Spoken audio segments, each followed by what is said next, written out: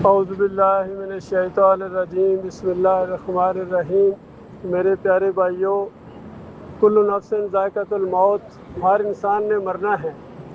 ابھی دیکھا آپ نے ایک منظر اللہ نے آپ کو دکھایا ہے۔ اس بس کے اندر ہم سفر کر رہے تھے، لاہور کی طرف جا رہے تھے، تو جب تک گانا بجانا ڈانس تھا سب خوش تھے۔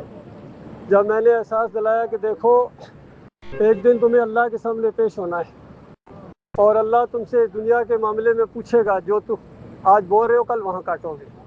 تو اس کے بعد ایسا ریئیکشن ہوا ہے کہ بالکل جس طرح یہ بات انہوں نے پہلے کبھی سنی ہی نہیں ہے، اور حالانکہ ہم نے یہ ملک لیا ہی اسی وجہ سے تھا کہ پاکستان کا مطلب کیا، کیوں لے رہے ہیں ملک؟ لا الہ الا اللہ، اللہ کے علاوہ کوئی الہ نہیں ہوگا، کوئی معبود نہیں ہوگا، اللہ کی نافرمانی یہاں نہیں ہونے دی جائے گی۔ اس انداز سے آج پوری طرح قوم بھول گئی ہے اپنے مالک اور خالق کو۔ اسی وجہ سے زندگیاں تنگ ہیں، اسی وجہ سے آپ کے اوپر اللہ تعالیٰ نے اپنے دشمنوں کو، نافرمانوں کو تمہارے اوپر اللہ نے مسلط کیا ہے، اور وہ تمہارے اوپر کوئی ترس نہیں کھاتے ہیں۔ یہ صرف شرک کی وجہ سے ہے، یہ ساری برائیاں شرک کی پیداوار ہیں۔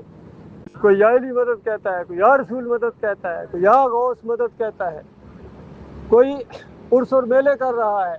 اللہ کے بندو، تمہارے مالک اور خالق نے تمہیں اپنی بندگی کے لیے بنایا ہے۔ دیکھو زمین اللہ نے بنائی ہے، یہ بسوں میں سفر کرتے ہو اللہ نے یہ بنائی ہے، رکتے ہو کھانے پینے کے انتظامات ہیں، جوس پیتے ہو، کھانے کھاتے ہو۔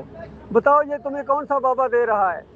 کسی پیر اور کسی بڑے یا کسی غوث کی یہ کار فرمائی ہو تو اس کا نام لو، اور اگر یہ نام نہیں لے سکتے ہو، کہتے ہو ہاں یہ سب کچھ اللہ ہی کرتا ہے، تو پھر اسی کی بات میں کر رہا ہوں نا، اور وہ دیکھ رہا ہے ایک ایک کے اوپر، اس کی بڑی گہری نظر ہے۔ یاد رکھنا، اگر اپنے مالک اور خالق سے توبہ نہ کی، معافی نہ مانگی اپنے مالک اور خالق سے، اس کی طرف رجوع نہ کیا، تو مرنے کے ساتھ وہ تمہیں آگ لگے گی، بجھائے نہ بجھے گی۔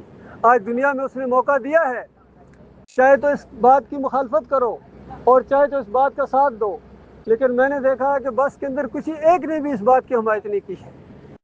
اس کی وجہ یہ ہے، یہ بالکل اس بات کا ثبوت ہے، یہ قوم اپنے مالک اور خالق کو بھول کر یہ شرک کے اندر مبتلا ہو گئی ہے۔ اس کو ایمان کی ہوا بھی نہیں لگی ہے۔ ایمان کی بات ان کے سامنے کی جائے، توحید کی بات ان کے سامنے کی جائے، کہ اسی طرح ریئیکشن کرتے ہیں جس طرح مشرکین مکہ ریئیکشن کرتے تھے۔ یہی ہوتا تھا نبی علیہ السلام کے ساتھ، صحابہ کرام کے ساتھ۔ جب نبی علیہ السلام کہتے تھے دیکھو لات منات ہبل کو نہ پکارو، یا ابراہیم آگے سنی نہ کہو، یا اسماعیل آگے سنی نہ کہو، تو آگے سے کہتے تھے ہمارے بزرگوں کی توہین کرتے ہو، ہمارے مولا کی توہین کرتے ہو۔ تو ان کو بتایا جاتا تھا مولا تمہارا اللہ ہے، وہ مولانا، قرآن کی آیتیں ہیں، اور آپ نے اس کے اوپر ایسا آنکھیں بند کر لی جیسے یہ بات کبھی سنی نہیں آپ نے۔ تو اللہ کے بندو، یہ ایمان کی بات ہے، یہ میں آپ کے سامنے رکھ رہا ہوں۔ آپ نے دیکھا ہے دائیں بائیں جو بھی ہم جس بستی سے بھی گزرے ہیں، کہیں مزار بنا ہوا ہے، ساتھ مسجد بنی ہوئی ہے، کہیں مسجد ہے بیچ میں مزار بنا ہوا ہے۔ یہ شرک کی علامتیں ہیں۔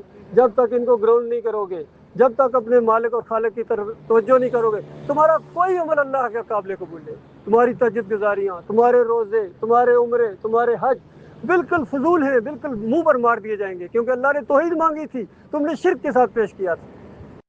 مالک فرماتا ہے وَمَا يُؤْمِنُ أَكْثَرُهُم بِاللَّهِ إِلَّا وَهُمْ مُشْرِكُونَ، اکثریت اللہ کے ساتھ شرک کرتی ہے، اس طرح کا ایمان لاتی ہے۔ اس طرح کا ایمان اللہ کو نہیں چاہیے۔ اگر جہنم کی آگ سے بچنا چاہتے ہو تو پہلے ایمان کو خالص کرو، توحید کو اپناؤ، لا الہ الا اللہ محمد رسول اللہ کو سمجھو کہ اللہ کے علاوہ کوئی، پہلے لا ہے، لا کوئی نہیں ہے، کوئی داتا نہیں، کوئی دستگیر نہیں، کوئی مشکل کشا نہیں، کوئی حاجت روا نہیں، کوئی غوث نہیں، الا اللہ، سوائے اللہ کے۔ نہ تعویذ پر بھروسہ ہے، نہ امام دامن پر بھروسہ ہے، نہ کسی مزار والے پر بھروسہ ہے۔ توکل کرو اپنے مالک اور خالق، تب تم مومن ہو، تب اس کو ماننے والے ہو۔ اور پھر محمد رسول اللہ، محمد رسول اللہ کہنے کے بعد پھر تم نبی علیہ السلام کی بات نہیں مانتے ہو، پھر دوسروں کے پیچھے چلتے ہو، پھر تمہارے قائد اور قائد اعظم کوئی اور ہیں۔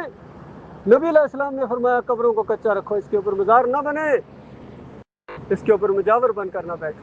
یہ اللہ کے رسول صلی اللہ علیہ وآلہ وسلم کی باتیں ہیں، میری بات نہیں ہے۔ مانو گے اپنا بھلا کرو گے، نہیں مانو گے تو پھر اس کے بعد جہنم منہ کھولے تمہارا انتظار کر رہی ہے۔ اللہ تعالیٰ اس خوفناک انجام سے اپنی پناہ میں رکھے۔